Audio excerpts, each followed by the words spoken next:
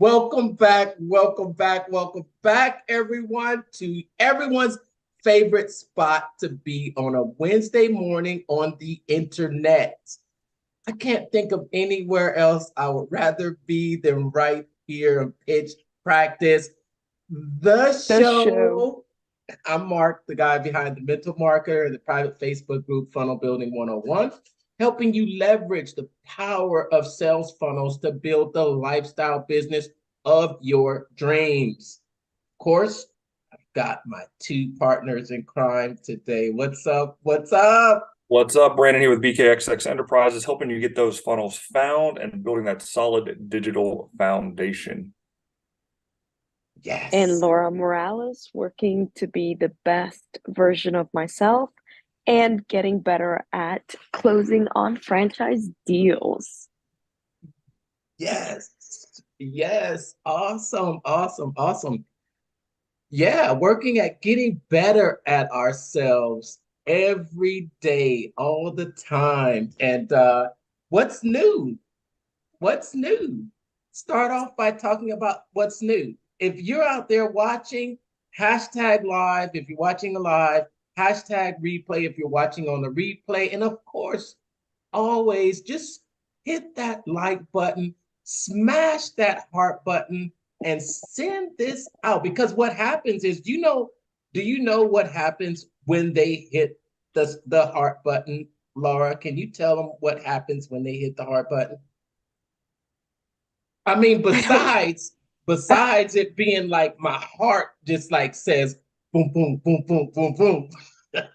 Besides that, What happens? you know what happens, Brandon? I do know what happens. It helps distribute the show organically, and more people get the opportunity to learn and get better in their lives. Yes, that's what happens. The algorithm picks it up, and the algorithm says, you know what? We need to show this to more people because you are interested. And we appreciate when you do that. Uh, your most recent podcast episode, Brandon, was a pretty interesting one. You talked about Instagram. Didn't know Yeah, I didn't know I listened to it, did you? I know you listen to it, Mark. I appreciate you listening to the Business Growth Accelerator on every podcast network that's out there, but primarily I record and upload to Spotify. Um, Yeah, so Instagram, I've been getting some tinklings in the ears. Kim Walsh Phillip recently did a webinar on Instagram marketing and is pushing out an Instagram marketing handbook guide through the entrepreneur. So there's got to be some kind of changes going on with that app and that platform. It's not like they're going away, but with the prevalence of TikTok and YouTube Shorts coming up, Instagram needs to stay relevant and keep promoting. So the influencers starting to talk about it, which means probably should get on there and start posting more and figuring out what the changes are coming on down the road, and have another channel to meet the potential buyers. I mean, it's not a dead platform by any means. I think it's the number 8 visited website on planet from the Wow. PC, and the number 1 downloaded app. So people still love pictures, even though they've changed a lot and got more towards the videos. Yeah. People still go on there to see the pretty filters. The pretty filters. Pretty filters. Yeah. Right. What do you think about taking your social media break, Laura? How's it going? I've loved it. I gotta tell you, I never think about social media anymore. I I didn't realize how much time I was spending on there. I will say I've had withdrawals in the past, but ever since, I'll tell you exactly when, Mhm. Thanksgiving 2022, when I deleted it the following day, I was like, you know what? I feel great. I did keep my LinkedIn just because I do use that to engage customers, but I think it's a personal choice. I'm not saying you shouldn't have social media. I certainly use YouTube every single day to get on there. Mhm.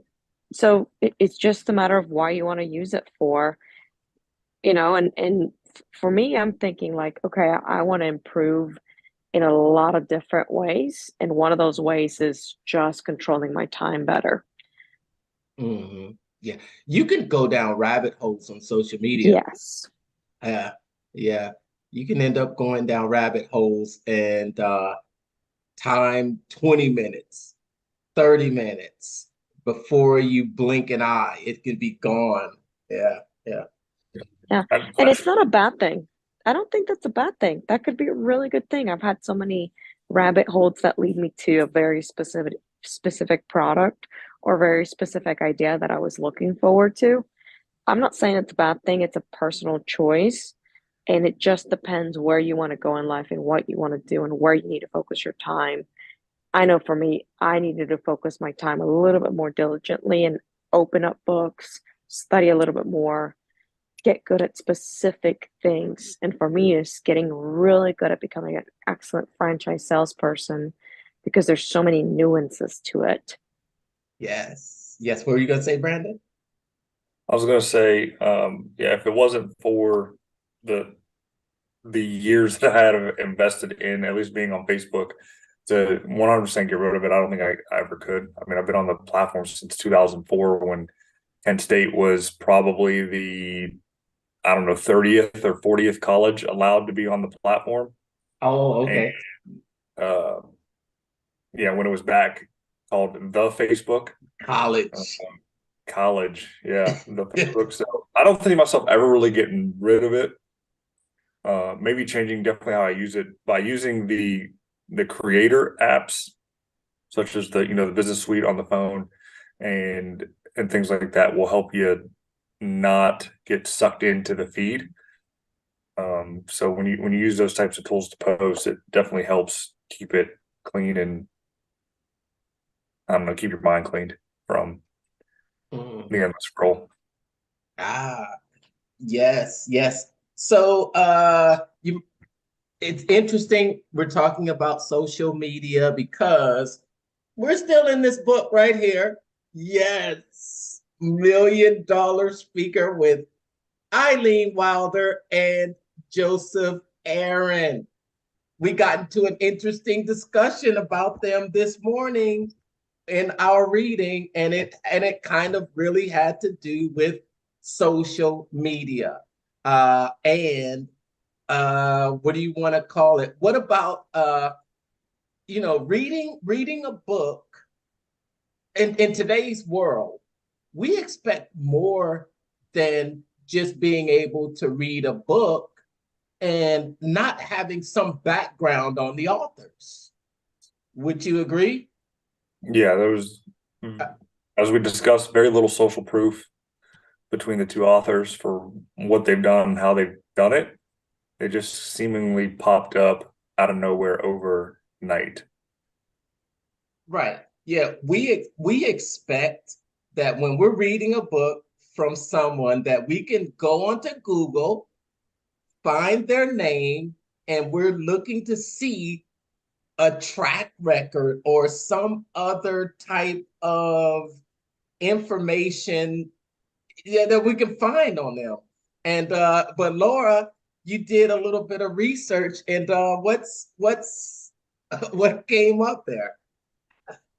Yeah, so one of the major reasons I picked the book was, I gotta say, it was the title, and I always want to become a better speaker, right? Mhm. And the ultimate point is, how do you sell something to many people as opposed to one person? So they claim to have this great system of speaking in rooms and speaking to an audience. So I thought that would be interesting, but I will say I failed to do my research on who they are or watch any other interviews that had anything to do with them.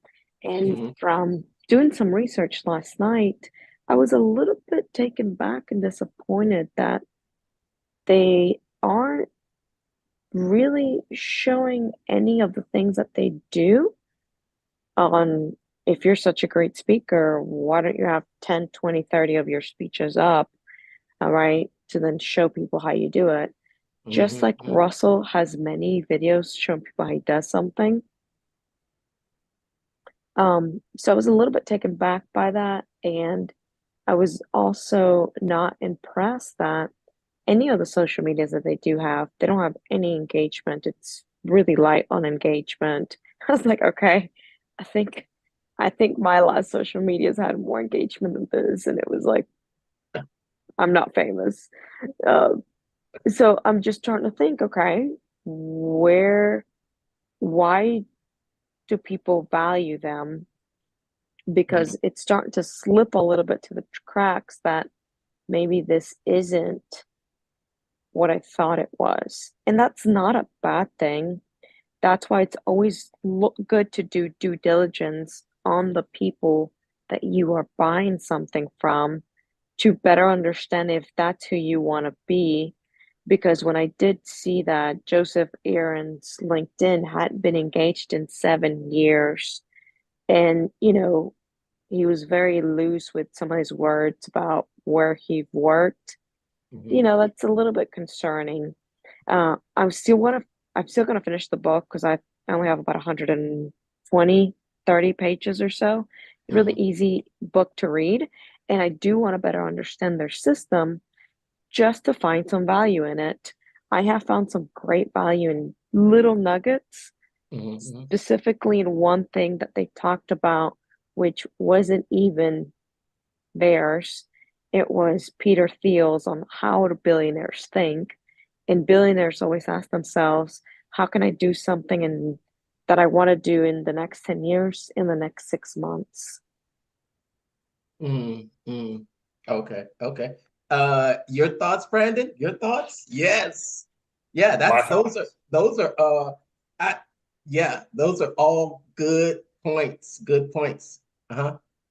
Yeah, as far as the book goes, it is, I agree with Laura. It's a super easy read. I think, it's written in the bromance style, I guess. I don't know what the best way to put it, but when you see those social media posts where there's just pretty much a space between every sentence and things like that, just the way the book's formatted, it's really easy to read and skim Mm-hmm. through. Um, the content up front is nothing new when it comes to figuring out who your ideal customer is, how you're going to help them, uh, and the pain point that you solved. And I think that covers in the first 5 or 6 chapters.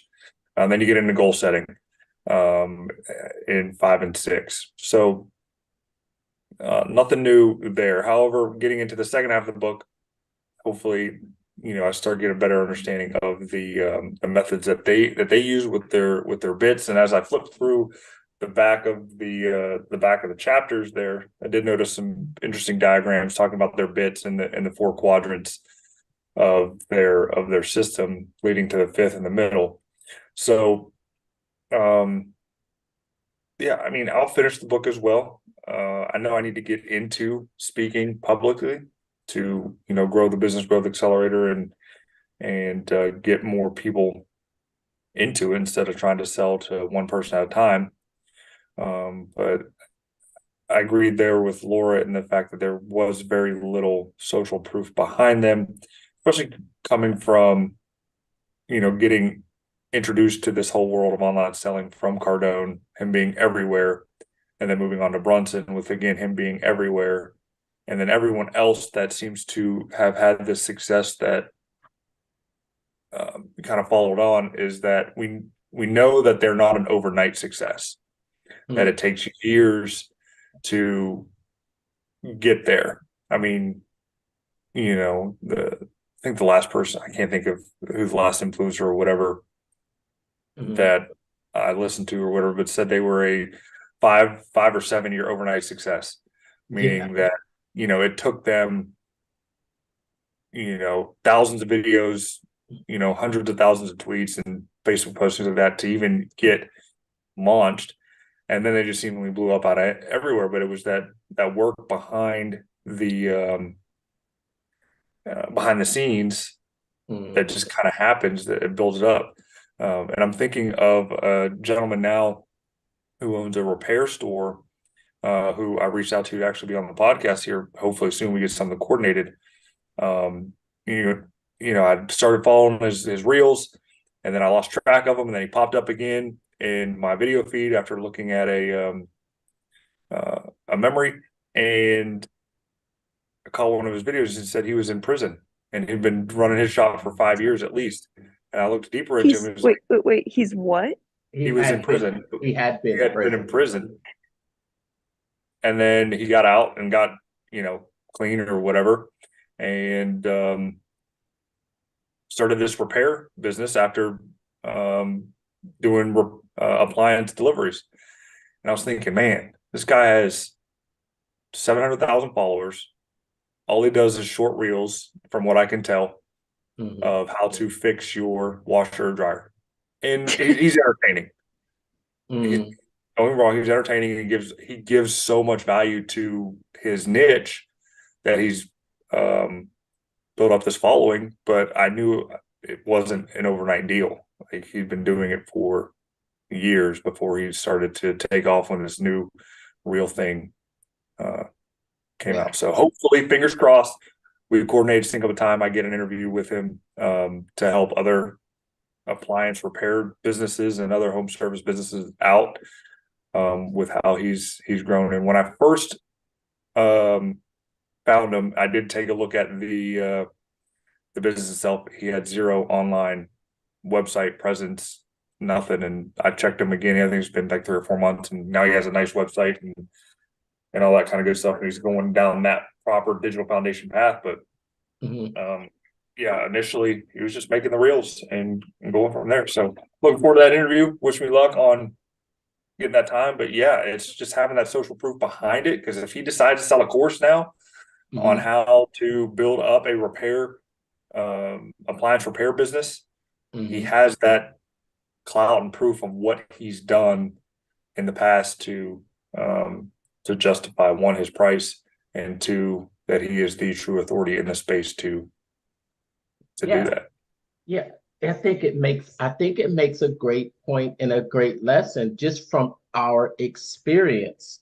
And we know how we feel or how we look into other people when we want to purchase something from them. And that's the same way that people look into us. And when you think about what you're doing or what we're doing, is we're building our trail, or we're building our library of content for others out there to discover. If you're not doing that, then you could be losing out on what we call the shadow funnel. That shadow funnel, the funnel that's created in the wake of people, of your funnels.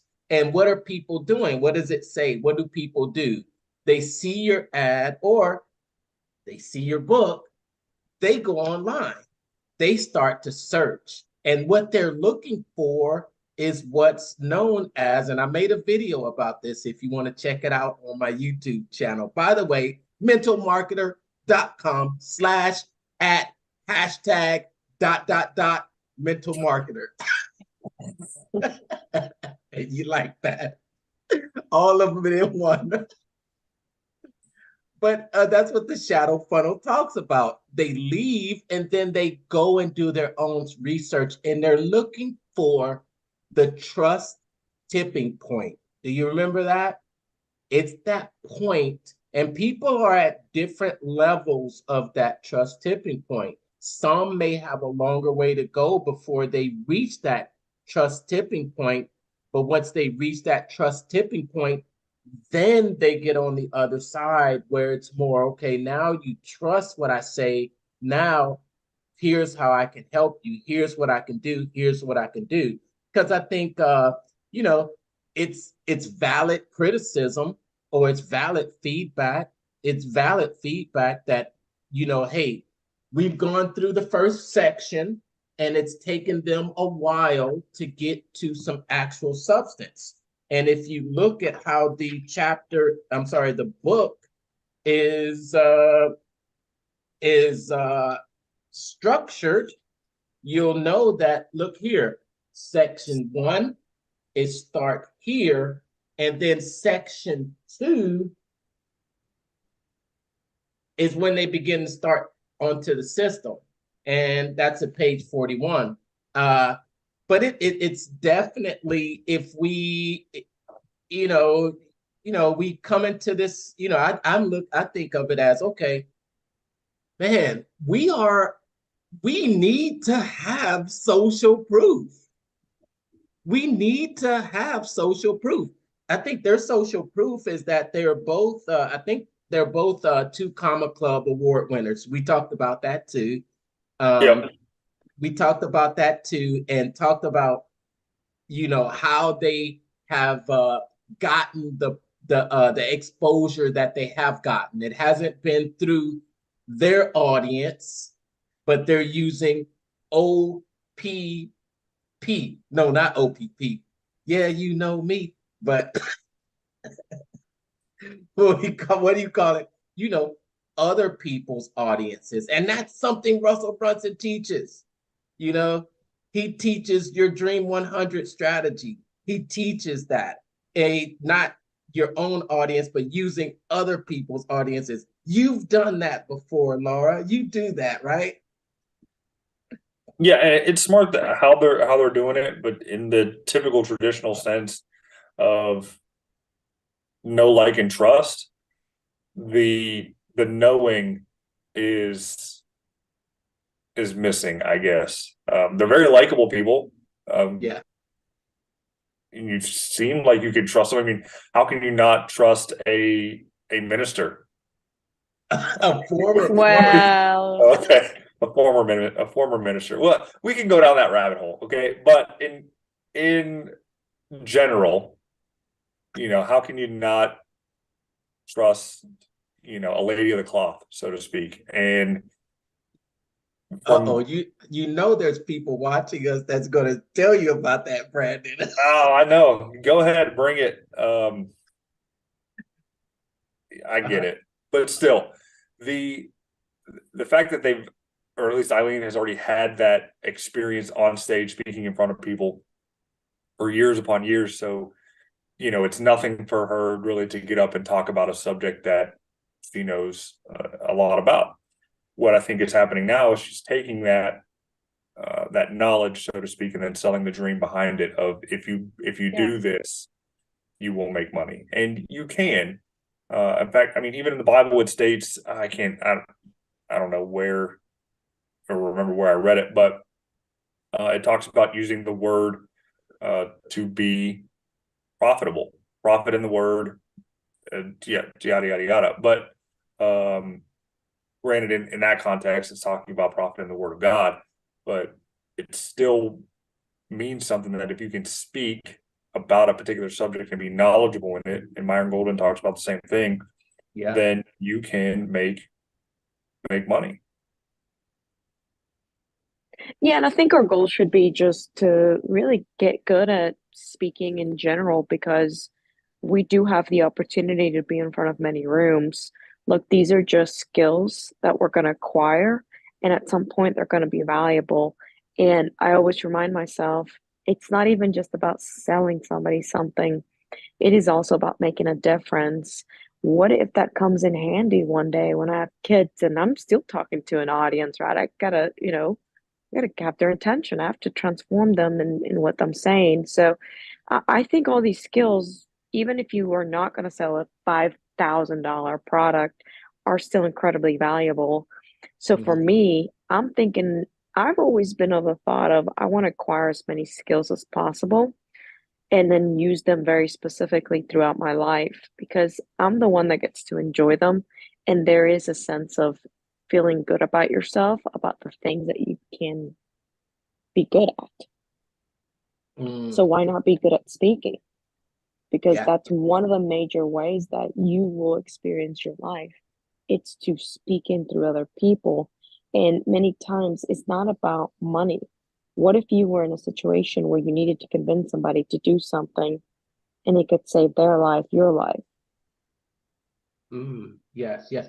And it's not just, I think you think of million dollar speaker, you think of being on stage, but it's not only being on stage in front of a big audience. It's also just being live virtually on a podcast interview, on a YouTube video, in a Facebook group, and an Instagram live, on on a LinkedIn live. I think that speaking is a skill that is not only for stages now. It's not only for stages. That's if you're going to virtually right here. There's some skills that you can learn. Yeah, yeah. So what skill did you pick up this week? I'll just talk about one. I'll talk about one skill. Well, one point in the book. Uh, I like starting to really. I can't mark up my books. Do you mark I up your? love doing that. You do. I am. I don't. You don't. Me too. I cannot write in a book. I I feel. did a little bit in Hermosis, but not much. Yeah. So I just put these little tags on the pages, and I go back and read them. Oh, okay. Ooh, the book is gonna get good. The book is gonna get good, and I'm probably really sure that you're going to get at least one or two uh, little things that you can input in, maybe in your presentation when you're talking to your franchisees, whether it be to okay, so here is the so at the end of section 1, they did talk about probably the biggest deal in the book, which is the BIT system, the belief and identity transformation system. And they did give a preview for it, um, and talk about how they developed this belief and identity transformation systems, what they're calling it. But what it really is was that they studied years and dissected speeches from some of the best speakers in the world. Uh, and what they did was they realized that they were followed sort of a pattern, and the pattern, the way they described the pattern and the way I actually saw the pattern. I saw the pattern when Joseph Aaron talked about the difference between black church and white church. Yeah. Do you remember that? It's the difference between being in black church and white church. And you talk about white church and you're sitting there and you're just sitting there listening. Think about your experience in that situation. But then think about your experience in a black church. You said you've never been to a black church, Laura. What about you, Brandon? You've been Yeah, to a yeah, we had a couple apostolic faith churches in my town, and at least once a year, all the churches got together, usually around Easter time for the Easter processional, and so every stage of Jesus going to be crucified was held at a different church, and so even though it wasn't that long of a session, each session was still done in the style that church typically preached and ministered in. So you could definitely tell the difference between your white churches and your black churches. And to be honest, the black churches are definitely way more fun. that's but that's the point that it makes, and it seems like that's really kind of the bit system, really, because they're both have a background in pastoring background in church, and they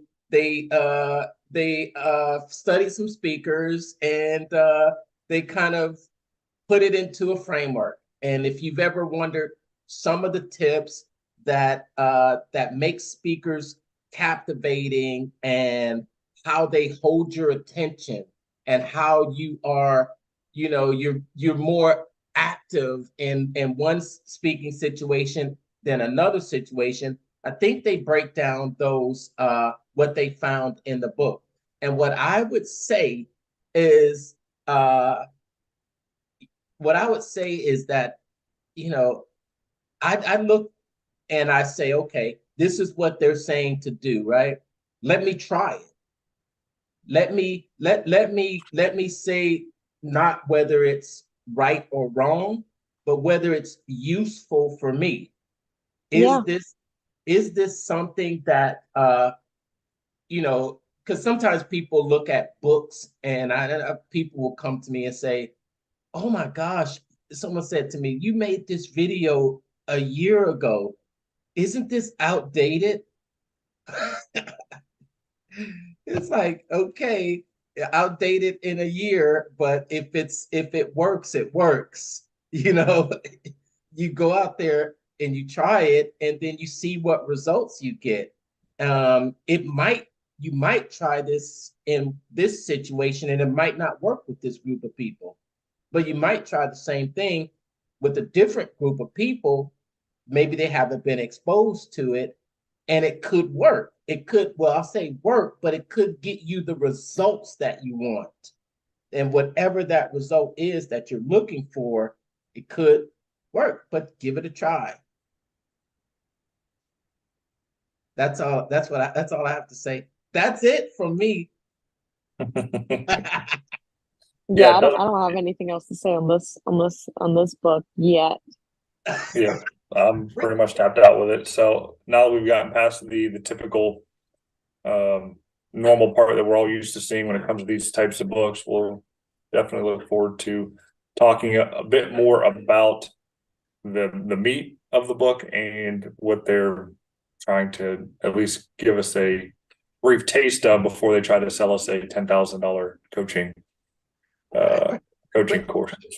but there is this interesting when they talk about what the system is, there is this interesting part here where they talk about the system. And the system is to, step one is to listen, step two is to create, and then step three is to invite your audience on a journey. And I'll tell you what I learned from this uh, was that invite part.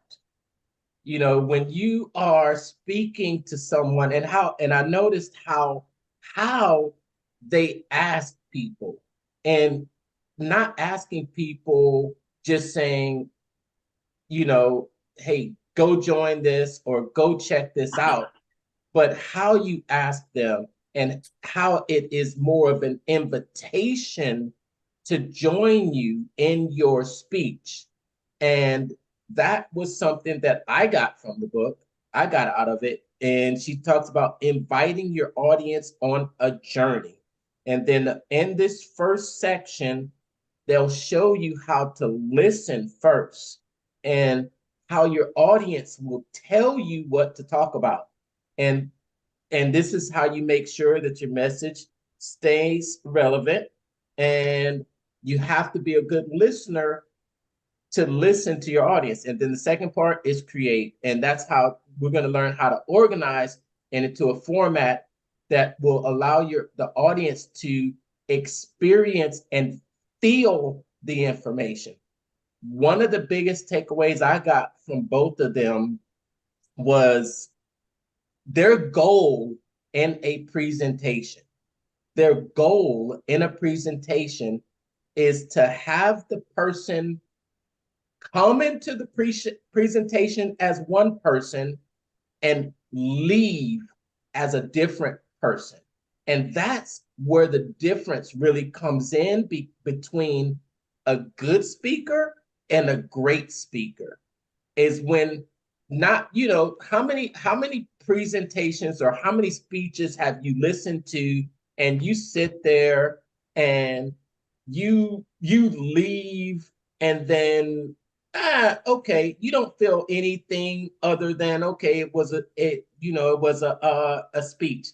But then you've got those speeches where you go and you sit down, but you leave there and you feel something. You feel moved. You feel like maybe you feel like, okay, now I've got to go take action. Have you ever felt that way? I'm pretty sure you felt that way after speaking, after listening to a Grant Cardone or someone, where that's what he says to you actually makes you feel like, you know what? I need to go take action. I need to go do something. So I think that's what we may encounter, but maybe think about that as we get into this book a little more. All right, that's probably it for today.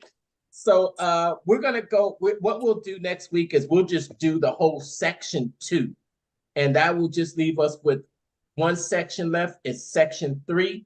So we'll do all section 2 next week about the system, and then we will practice it throughout the week. So go out there and close the deal and move some people this week.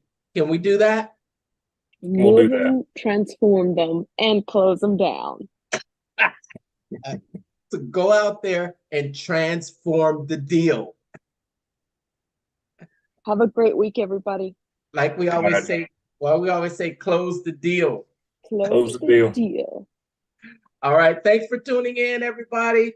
Throwing a shout out there to all of you who join us week after week. I hope you're enjoying your week. I'm sorry, enjoying your this time of year, wherever you are. It's nice, beautiful outside here. Hope you guys there enjoying your weather as well. Talk to you soon. Take care, Take care, everyone. everybody. Thank you.